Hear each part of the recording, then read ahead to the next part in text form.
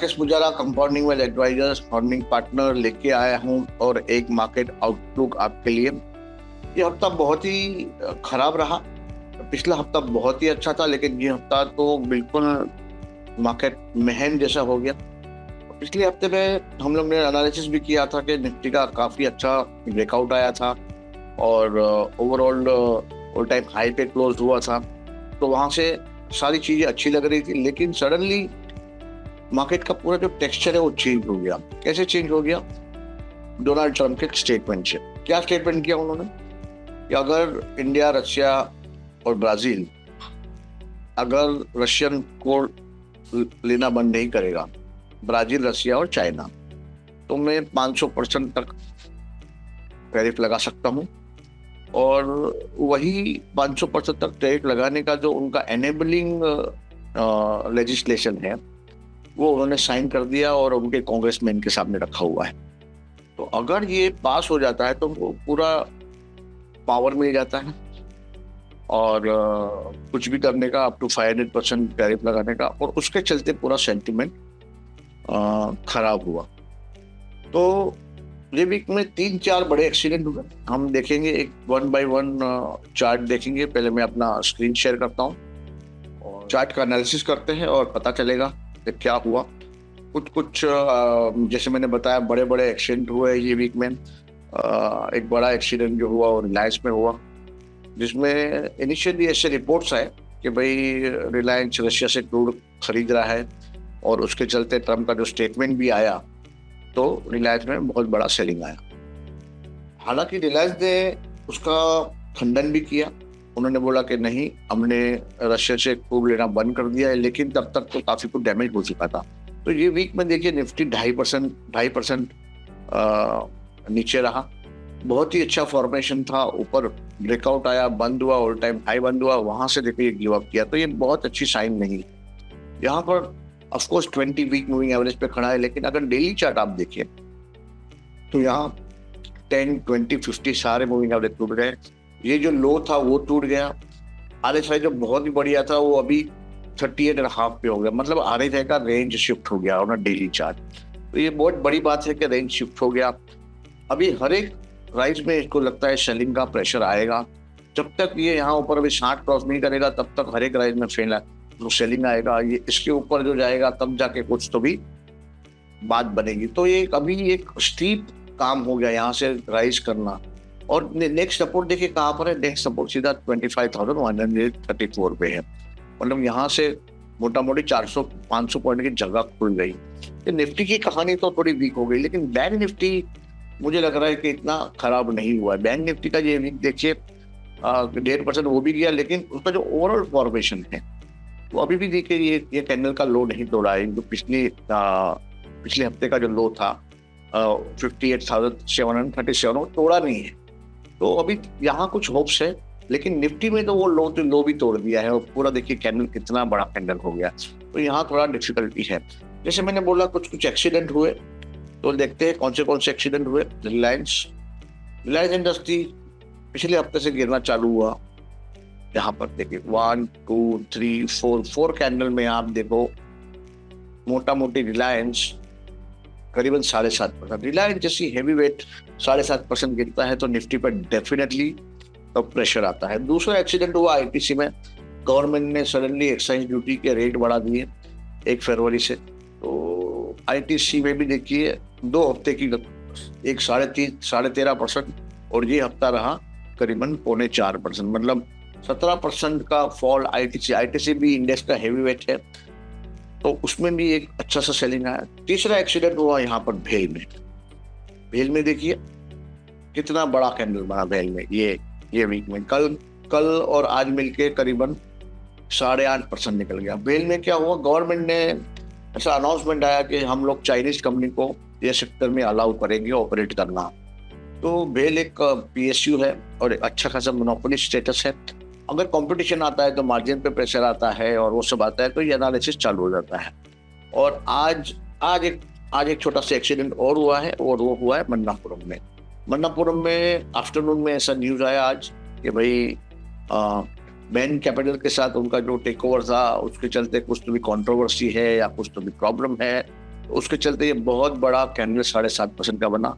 कल भी मन्नापुर घटा था 3%, मतलब 2 दिन में 10%। ये 4-5 बड़े एक्सीडेंट हुए, माहौल खराब हुआ, स्मॉल कैप मिड कैप भी नीचे गए। आज ये देखिए CNX 500 भी देखो कितना नीचे गया, करीबन CNX 500 का भी वीक आप देखिए तो 2.5% नीचे रहा। ऑटो का वीक देखिए तो 2.5% वीक रहा। कंज्यूमर इंडिया कंजम्पशन देखिए 0.25%, फाइनेंस देखिए करीबन 2%, FMCG देखिए करीबन 1.25%, इंफ्रा देखिए करीबन 5%, IT एक थोड़ा कम गिरा है, 0.25% तक गिरा है।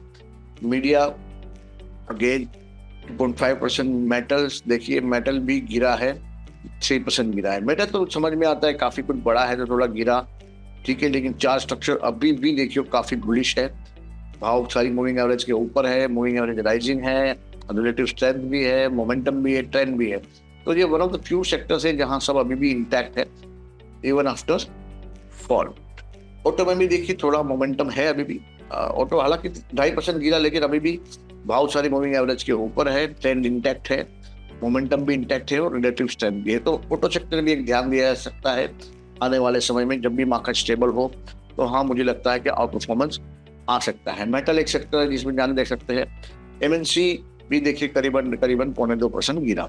MNC अभी थोड़ा डेवलप हो रहा है, ट्रेंड अभी इतना खराब नहीं हुआ है, हो सकता है आने वाले समय में खराब हो। फार्मा देखिए, फार्मा भी इतना खराब नहीं हुआ है, फार्मा भी क्रोल कर रहा है, धीरे धीरे बाहर आ रहा है। ऊपर से भाव से ऑफकोर्स करेक्ट हो गया ये वीक में, तो ये वीकली कैंडल है तो एक इन्वर्टेड हैमर जैसा बन गया है। तो यहाँ एक ऑफकोर्स बेरिश सिग्नल तो है ही है, price on the above has been rejected. If you go to the daily chart तो फार्मा में 2 दिन का कैंडल बहुत ही खराब बना है, लेकिन फिर भी अभी भी 50 वीक मूविंग एवरेज के ऊपर है। RSI अभी भी 50 के ऊपर है, 50 के आजू बाजू है ऑफकोर्स।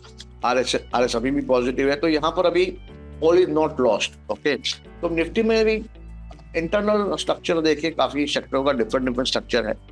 PSE का स्ट्रक्चर देखिए, PSE भी थोड़ा क्रोल कर रहा है, इतना मतलब न बढ़ रहा है न घट रहा है टाइप से।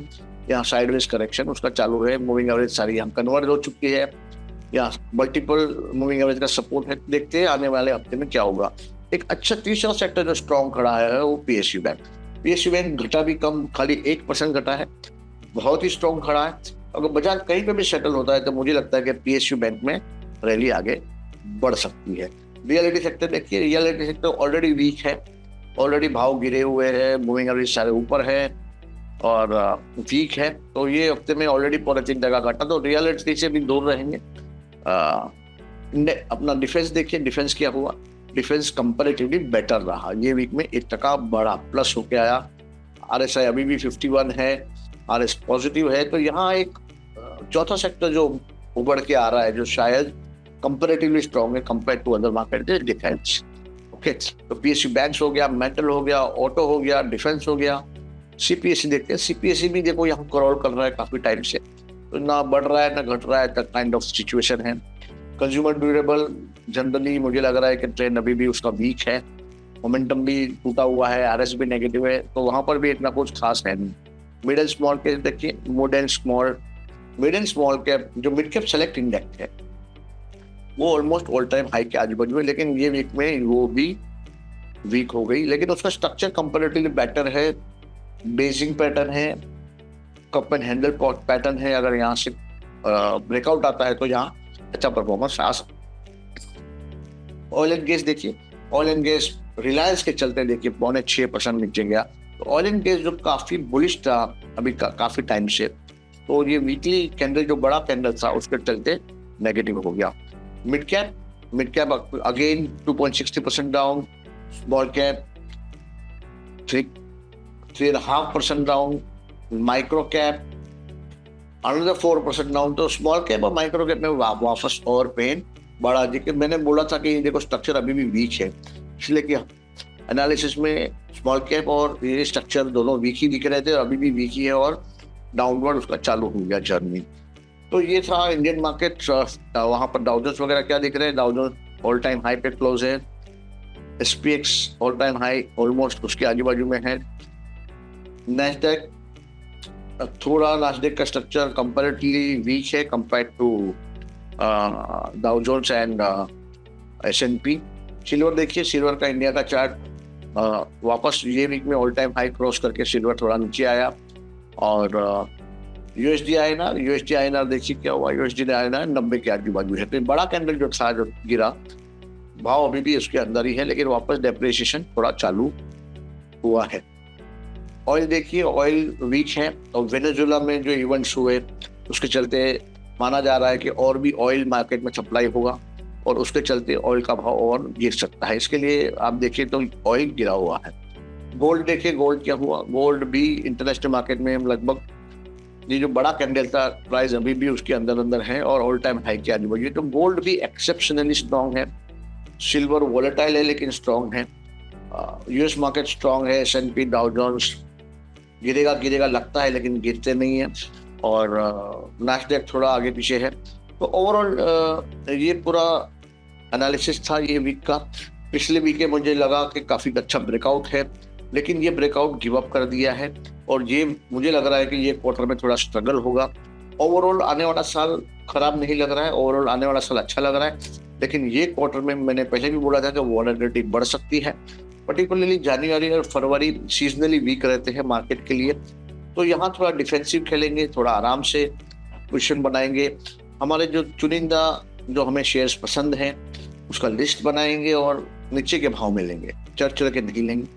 और ये महीना 1.5 महीना जो भी डिफिकल्टी है उसको निकालना है। मुझे लगता है कि मार्च के चलते चलते सब सेटल हो जाएगा और मार्केट एक नया रेंज में आ जाएगा और अच्छी खासी तेजी हो सकती है। तो ये एनालिसिस आज का खत्म हुआ, ये वीक का खत्म हुआ। वैसी एनालिसिस लेके नेक्स्ट वीक भी आएंगे। आप ये वीडियो को लाइक करिए, शेयर करिए, सब्सक्राइब करिए ताकि हमारा रीच बढ़े और ऐसे वीडियो हम आप और बनाएं। और आपका अपने कमेंट्स में कुछ भी आपको क्वेरीज है वगैरह है कमेंट में डाल दिए, हम हो सके तो वहाँ कमेंट में भी रिप्लाई करेंगे। Thank you very much. This is Rakesh Pujara signing off.